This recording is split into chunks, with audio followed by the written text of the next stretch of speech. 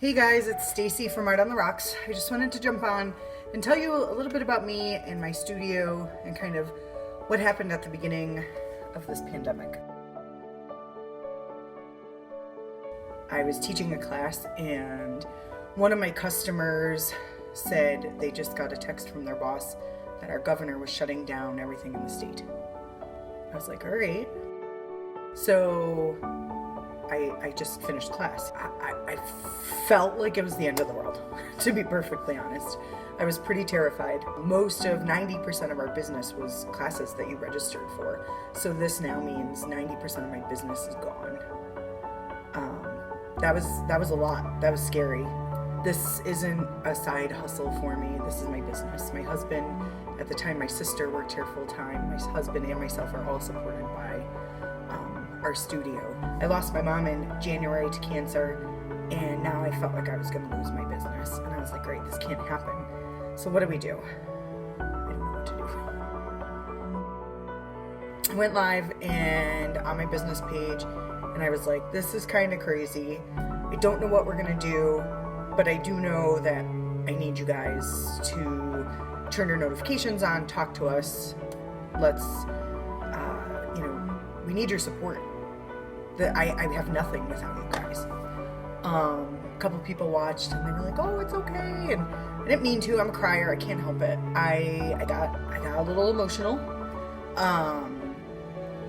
But then I was like, all right, well, just what are we going to do? We have to make it work. It's not an option. Deep breath, like most of us did, right? Deep breath. All right, I can sell stuff on my website. And wait, I used to sell leggings and all sorts of other things. I did some direct sales stuff and I was like, why can't I sell it live? Okay, let's try this. Let's sell it live. And that's what we did. It was kind of this like aha moment. Like, this has to work. Pre-COVID, we were, doing, a $500 day for pottery. It was awesome. That was an amazing day. So I just got real and I told people, I went live again and I was like, hey, we're gonna try and do some live sales. We'll do it curbside if you're not comfortable picking up. Curbside, we'll bring it to your house, whatever we have to do. And it started to work. It started to work.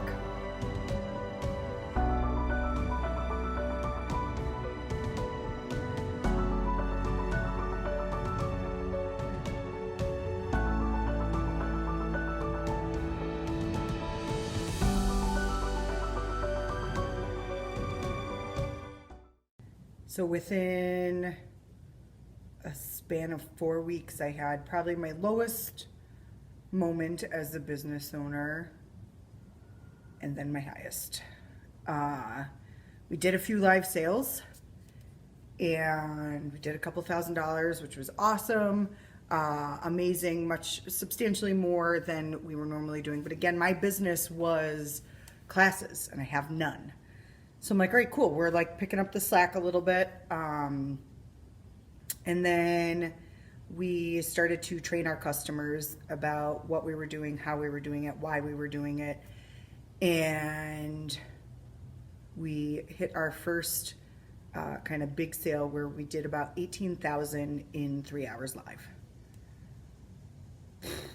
Mine, like, whoa, what is happening? Like, it was nuts.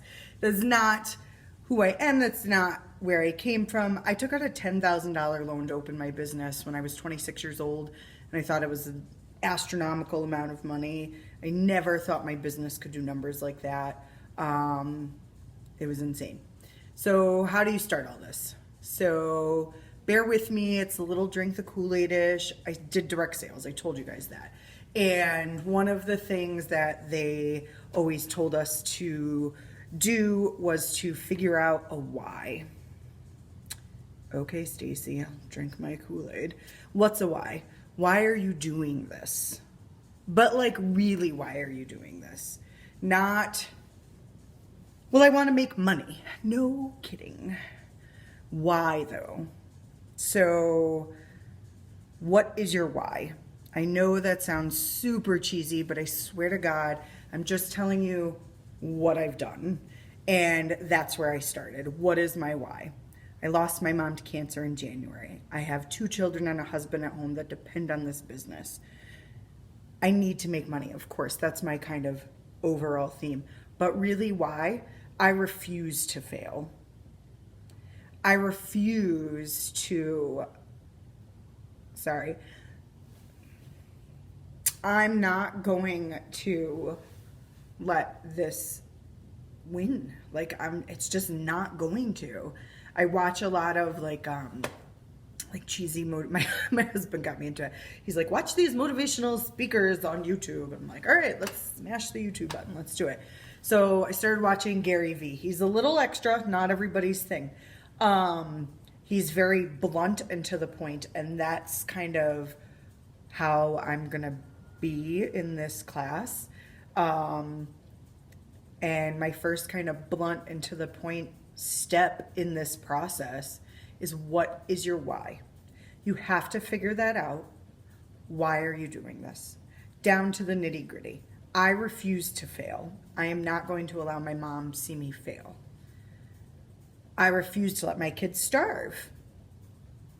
I'm not going to lose my house or not be able to not pay my mortgage. So these are all parts of my why. So my overall why, I need to make money to support my family. But all excuses aside, what can I do to make this my best? And that is really step one. You have to think about why you're doing this. If it's just because you want to make money and you have nothing else, what is there to work towards or for? Everyone wants to make money. I want my family to be supported, and I want my mom to be proud, and I refuse to fail.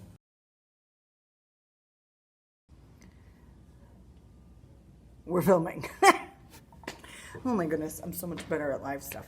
So now, cool, I can make live videos. I'll do that. Well, no, you can't just do that. You got to train your customers. They have no idea what this is unless they're already into, like, you know, they're a follower of one of the direct sales things and they're already into this whole live thing. They don't know what you're doing. They don't know why you're popping up. So you have to establish why you're doing this. And then you have to start training your customers. That's step 2. So the best way to start training your customers is to start off simple. Be clear and get to the point. Why are you doing a live video? I go live for everything. My customers just want to see me live now. They want to see me load a kiln. They want to see me unload a kiln.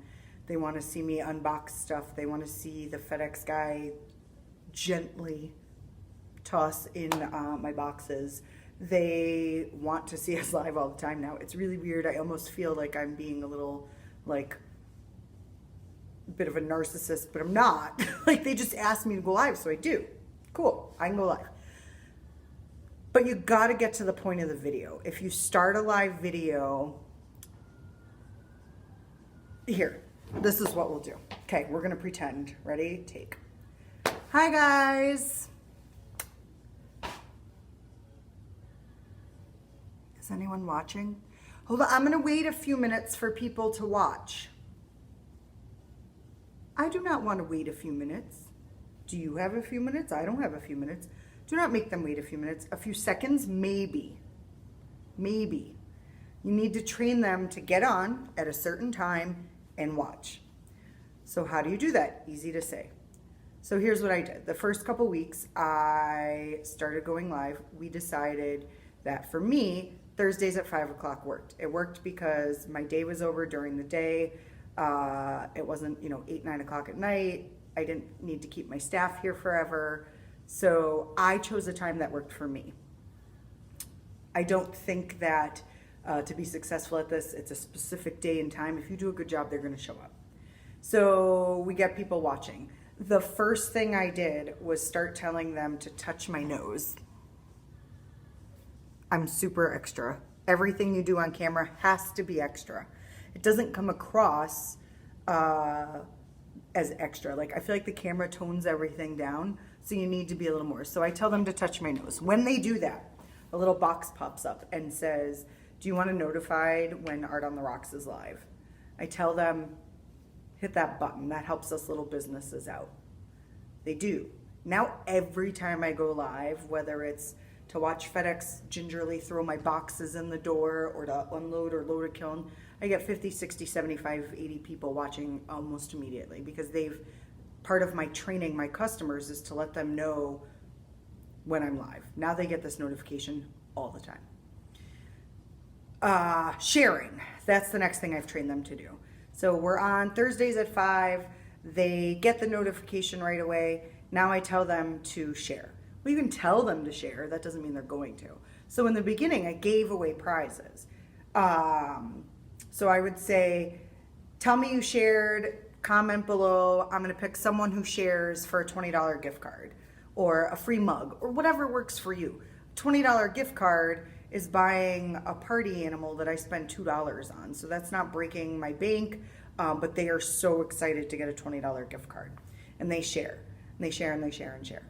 Now, I've trained them to know why I'm doing this. I've trained them to get my notifications, and I've trained them to share.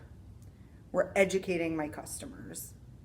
Now, I'm getting right to the point of the video. They know Thursdays at 5, I'm live, and they get to see the newest, latest inventory, time to get excited. I gave away a lot of prizes in the beginning. I got people excited. I got them into this, the FOMO, you hear that term, the fear of missing out. So they knew that if they wanted the best, latest stuff, they had to watch Thursdays at 5. So, the first several weeks was really just about training them. Let's review. Step 1, why? Why am I doing this? Step 2, training our customers. That's where we're at. So I'm training them and I'm getting them to know this is what I do. This is how we do it. These are my expectations for you as a customer, and this is what I'll give you. All right, so this crazy thing is happening. We're training our customers and they're coming a lot. Like a lot. My customers have legitimately painted more pottery than I have now. Why would people keep coming that often? Because we're training them. So we're not only training them to know what we're doing and when we're doing it and getting them excited, but we're training them how to paint. We're training them how to be successful. And by doing so, they're making these really beautiful pieces. I'm like, hold on, do I have something? I'm gonna find something in a minute. We're gonna go on a tour. So they're making these really beautiful items and they're successful. So now we're in this time where we're bored, people are sad, people are depressed, people are angry, anxious, and they've found something that they can do, be proud of, and be successful. So they keep coming back. During this time, somebody mentions to me, we should have a little group where we can share our ideas. I'm like, all right, I could do that, cool. So I create the probably best thing I've ever done for my business, a group called Friends of Art on the Rocks. This is all still part of training our customers. So I create this group and they start joining. They are sharing their finished products. They're sharing recipes for layering pottery glazes. They're sharing ideas. They're sharing Pinterest ideas. They are doing my job for me. They are getting each other hyped up. They're inspiring each other. They're now training themselves. I go in and I'm liking and commenting and encouraging, but we're not just selling pottery anymore. We've developed this little relationship. We're giving them nicknames. I have one customer, her name is Patty Harvey. I don't even remember what happened, how it started, but she's just always so excited. And one day I called her Party Harvey. And now I'm yelling her name out while we're on a live. And I'm like, Party Harvey's there. So I have one customer, just started coming in July. She's probably spent almost $4,000 since the end of July. She dots everything. We call her the dot queen. People are like, ooh, is Leslie in today when they come to shop? They're getting to know each other. They're engaging, and we've really created a community. And this is all important. Why? Why is this important? Because we've trained our customers to interact with one another. They're keeping our Facebook algorithms like through the roof. We're getting insane views, we're getting insane numbers, and I'm actually posting substantially less than I used to. We've made them successful because we've trained them how to do certain processes and techniques. And actually, time out, I take that back, I'm lying. I didn't train them to do anything.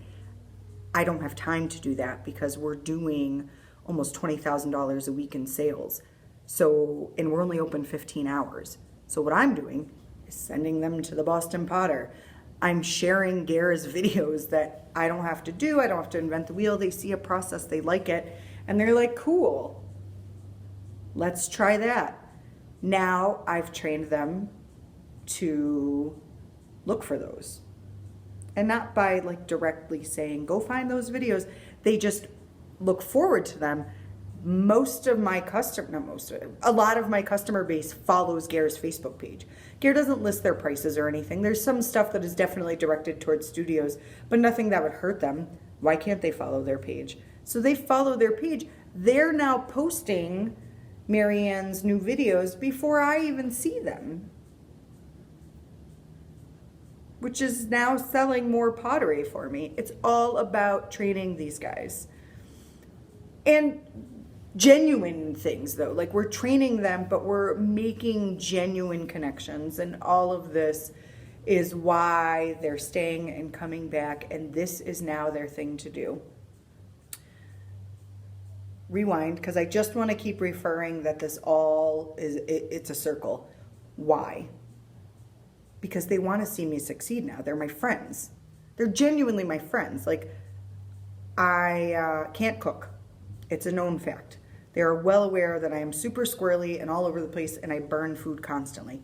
They bring me food and lunches and then a recipe with it so I can try and make it at home if I like it. They are genuinely my friends.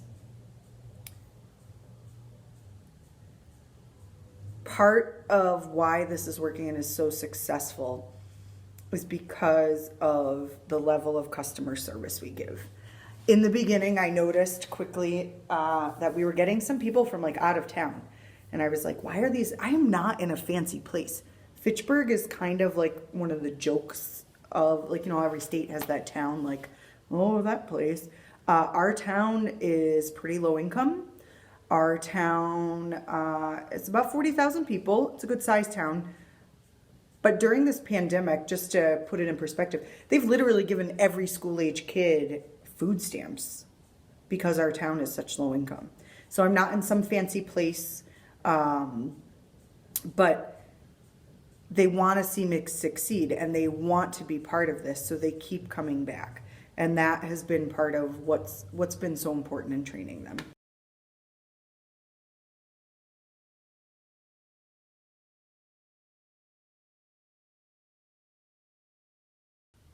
You know what's crazy? The craziest thing of this is, it sounds so cheesy. I'm like spreading it on real thick.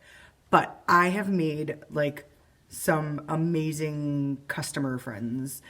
Like, if we didn't have people like Party Harvey, who, coordinated a birthday parade for me and comes in and drops off sand dollars that she collects at the beach for people, and the dot queen, Leslie Cologne, who, came in and was like, let me do a little demo on my tools. I'm like, absolutely.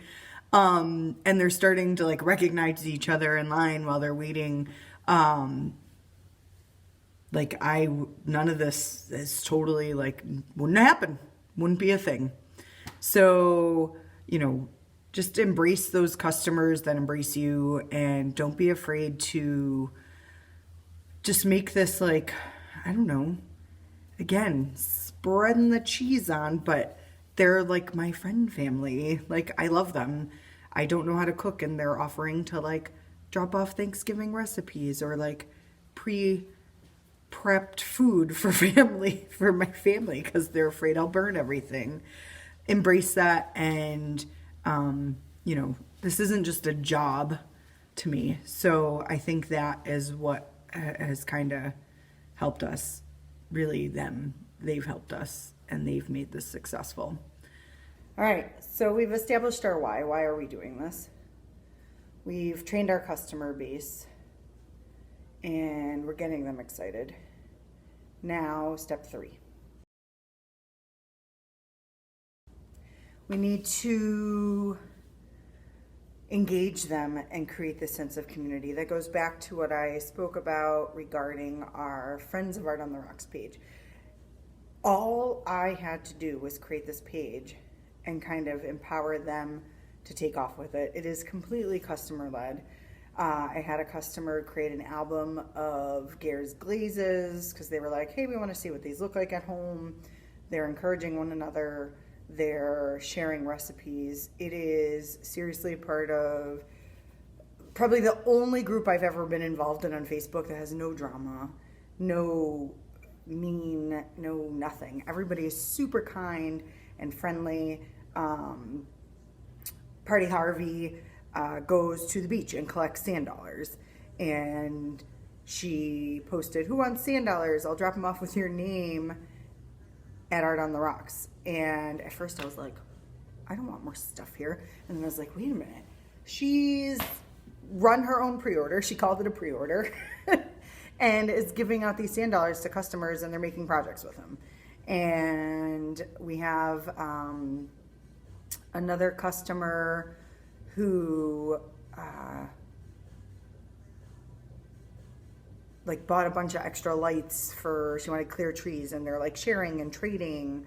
I had a customer who had surgery and couldn't come get more glaze and somebody offered to go drop it off on her porch. They're creating this community of people that want to be involved in Art on the Rocks. They're on their own, like it's just happening, sharing. Everything I post, they share. They really want to be part of something. And I think especially right now, that's really important.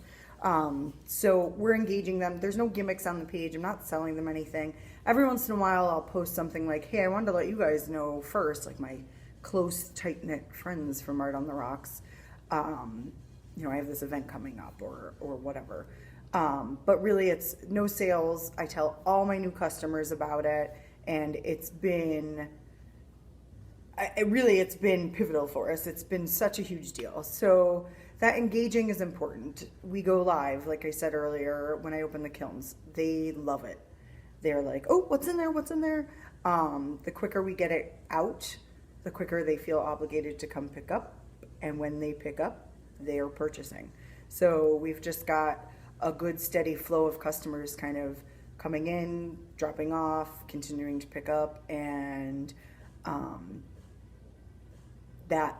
it's huge. It's huge for us. So that's really kind of exciting to watch. I never thought that we would see that kind of engagement, and literally all of this has happened since mid-March. So it will take some time to build up, but you have to get involved, like their comments, engage in them personally. Not every single thing you post on Facebook needs to be about your business. I talk about my kids. I ask them genuine questions like, how's everyone holding up during remote learning? We're gonna give a prize to one parent who has to homeschool this week, so stay tuned. And they're tagging their other friends that are homeschooling or remote learning. So we're really trying to take that opportunity to engage and build trust and rapport with our customers beyond the time they're in the studio. When they're in the studio, something that has been really important for us is adding value. I don't discount. I am on the higher end of prices because I give value. If somebody breaks something, I pull them aside and I say, hey, no problem, I got it. If somebody wants, I had someone today, wanted 16 colors for their plate. Guess what they got? 16 colors for their plate. Is this too much, Stacy? No, not at all. I want you to have the same experience you'd have in studio. I wouldn't limit them if they were in studio. I don't think anyone else does. Why are we limiting them when they leave? So I take that time, I talk to them,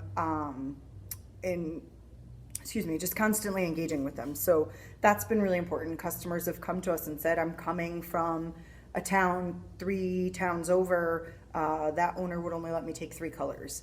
And I know this might not be everybody's thing. And if, this doesn't work for you, I get it. But as much as it's a little annoying sometimes, it's a little bit of a pain to pour 16 colors when I have a line of other people waiting for their paints, because we're all everything is to go for us right now. But that person doesn't have a huge budget, isn't spending hundreds of dollars with us every week, but has consistently shopped with me every single week since the beginning of this pandemic. So yes, I'm going to give her those 16 colors. And engagement, engage. Step 4, the live sale itself. Here's where you have to shake it off. If you're like, I can't do that, stop. Just stop. Every single time that I go live, I hype myself up. I tell myself it's going to be great. I tell myself I'm going to sell everything that I plan to sell that night. I get excited. If I don't believe it, my attitude, my energy, all of it comes down, and so do my sales. You have to, this is blunt, Stacy, you have to get over yourself. Get excited, have fun, be silly. Okay, you just can't do that. You're not good at it. Find an employee who can. You don't have to be the person that goes live. Maybe your kiln assistant is amazing and peppy and fun. Have them do it. If you come on and you start off, guys, I'll be right there. Hold on. I'm not watching you. I'm not. You've lost me already. Be on, be well lit, have good internet, make sure people can hear you, and get to it. Jump right in. Have a plan. My plan. So we kind of, to be honest, just was winging it in the beginning. We were shut down, and then we were only curbside, and then we started letting people in. I'm new. I don't know what other studios carry for inventory, but I knew that my inventory, with how regularly people were coming back, I needed to find a way to keep them shopping. So every week I order new things that I don't carry on my shelves. We have a rolling inventory. We're bringing in what's new, what's exciting, and that's what we're showing. And I'm limiting it. So we're only offering so many. If I say, hey guys, check out this wine glass. I have 680 of them. Who wants one? If they want one, they might grab it. Or they'll say, well, I'll get it next Thursday when I get paid. Or Christmas is coming, I should save money. Hey guys, I have 6 of these. That's it. This one, I did a little Harry Potter option. You can do this in our pottery glazes and just super easy, 3 coats of paint, it's done. And your biffle has an amazing gift for Christmas and you had fun while doing it. Done. I have 6, say sold. That is so much more engaging and exciting than being like, it's a wine glass, it has a bottom, you can put liquid in it. You don't need to tell people that. We're grown-ups. You are not going to sell me on something because you describe it. You're going to sell me on your excitement. They're really not buying pottery. They're buying you. So that's why it's so important to be fun and energetic. I don't know why, but I truly believe it's totally a thing that for some reason on camera, through a video, everything is like slow-mo. You have to be extra. You gotta be excited. You have to sell them on your excitement, that fear of missing out, that impulse buy. Think about, you're at the grocery store and there's like a little box of chocolate right there. You grab one because it's easy and it's there. This is easy. It's like QVC of pottery. We're right there. We're in their living rooms. They're watching us at work. They're watching us while they're cooking dinner. It's easy. So this engagement part, the excitement part, you have to keep going. The live sale itself. Let me show you guys. We're going to do a little of what I don't recommend doing while you're live. We're going to do a little Blair Witch Project style. So I'm going to get like right up in here. You can get right up in the face. I got to find the button to turn this around. I don't know. See? Can't do that when you're live. I don't know how to use iProducts.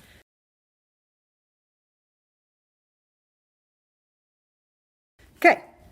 So I'm going to give you guys a little tour here. So here's my wall of pottery, right? They can come in and shop this section. That's great. They have access to that the 5 days a week that I'm open. So what we do while we're live, I stay right up against this wall in case somebody asks to see something. And right along here on the floor, I line this whole row with boxes. Here, all right, I'll make it normal here. We show right out of the box. So I line boxes up here. I write the cost right on them so I know, okay, this mug is $25. I have 6 of them. And we show them. We go quick. I show a lot in that. We're averaging about 2 to 3 hours. I would say right in the middle. About 2.5 usually is what we're doing. And I show it. Sometimes I just wait a second until it's sold out. So I'll show, I'm in front of all my cups and whatnot. So I'm like, guys, I just got these teacups in. This is perfect for a little hot cocoa gift for grandma. If you guys are going to any Yankee swaps or anything, this is easy. You grab it, grab a box of hot cocoa packets, throw one in, and put a candy cane on the side, and have your kids put your handprints on it. So I'm giving them something to use it for. I'm getting them excited. I'm giving them purpose. And I'm not selling them on the fact that it's a cup and it has a handle and it has a saucer. They know what a teacup is. I'm telling them how to use it and what they can do with it. And then I'm like, oh, I only have 4. So who wants this one? Just say sold teacup. I always say that, and for some reason, it's like they hear it and they're like, oh, I should write that. Sold teacup. And they write sold teacup. I have one staff member sitting over here off camera who is writing down names. So when I say, Susan Elizabeth got a teacup, she writes Susan Elizabeth on a note card. And then behind me, you can see there's baskets on these tables. Another staff member grabs that card, tapes it to a basket, and puts the teacup in that basket. That is now Susan's basket for the evening. If Susan then buys a plate, a platter, whatever, it goes right in her basket. So I have 2 to 3 staff members, literally supermarket sweep style, running around the room and finding that basket. Some people, I'm not the most organized. I'm good at the fast. I'm good at being loud. I'm good at being a little extra. Some people might find this easier to alphabetize. It's probably really smart. We don't do it that way. I've also seen other lives where a direct sales vendor would assign a number. So they would say, okay, Susan Elizabeth, your basket 1. From now on, you say sold B1 teacup. Now they go in order numerically and they find basket 1 or B1, and they always know that's where they put it. So that's what we do during the sale. We have a ring light set up. I'll show you guys what that is for those of you who don't know. Another little Blair Witchy kind of moment. So this is what I film with. I have a ring light, and I set my phone up in the holder, and I carry that ring light around with me. I don't always have it lit. I have it lit right now for you guys, but I actually don't usually have it lit during the live, so you could use any kind of tripod. No one wants to watch you like this. I got a teacup. Hold on, let me find it. Susan, do you know where that one is? I forget where we put it. No one wants to watch that. No one wants to look up my nose for 2 hours. So I try to make it very clear and clean, and they can see me. We're handing them off to employees. They're putting them in baskets. That's kind of the basic way that we function selling this. And I think that what really, even we've been doing this since March, even in the past couple weeks, we found is they can come by any of this stuff on the shelves anytime they want. Thursdays is exclusive. Thursdays are live. I'm getting in Gare's Snuggle Snowman, and I only got 8 of them. And you know how many I've sold of those for the past 3 weeks in a row? 8 every single time, because they want them. I don't know why it works, but it really, really does. And they get excited. You have to put all of your worries and all of your negative Nancy aside and just get excited and have a good attitude. If you do, I promise it works. Get organized. Don't walk around the studio like a lost puppy looking for things to show them. Decide what you're going to show them. I would assume most studios don't have, hundreds and hundreds of feet of shelves. I'm assuming we're all working on a 20, 30, 40 foot wall of shelves. Don't travel around. Find what you're going to show, know what you're going to show, and tell them how they can use it. Get them excited. Hey guys, we're live. It's time. So I'm going to jump right in. I know there's a bunch of people already watching. Hit share. I love you. You're the best. Let's do some light up things. All right. So comments sold.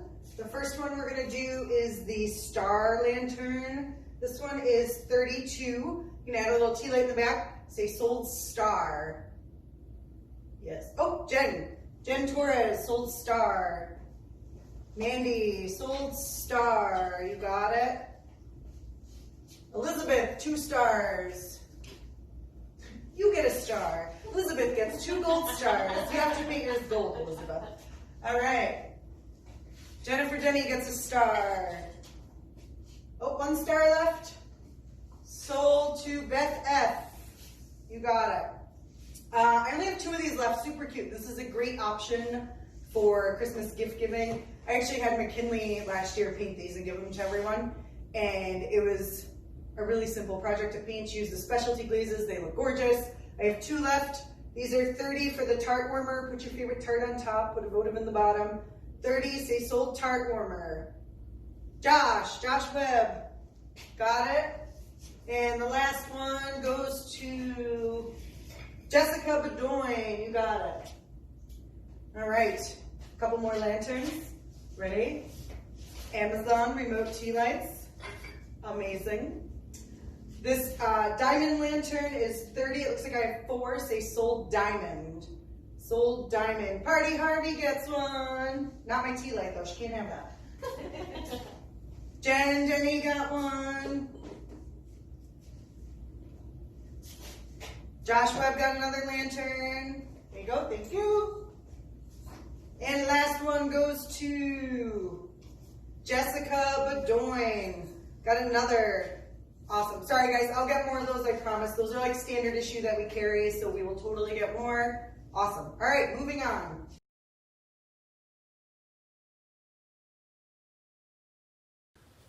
A couple more things about the live itself. When you guys go to do this, you're going to have fabulous things like this piece of hair that I keep noticing sticking up, or, a double chin moment or something ridiculous. It's okay, embrace it. People want to know that you're normal. People want to know that you can laugh at yourself, you can have a good time. You're going to make mistakes. I've tripped over boxes live. I've broken stuff live. It's going to happen. Embrace it. Do not worry about that. They're not looking for like a Grammy award winning performance. Is Grammy's music? Whatever's TV. Just have a good time. Be yourself. Have fun. Keep it upbeat. And don't worry about the mistakes. It's really part of the game, and I think part of what makes this endearing and work.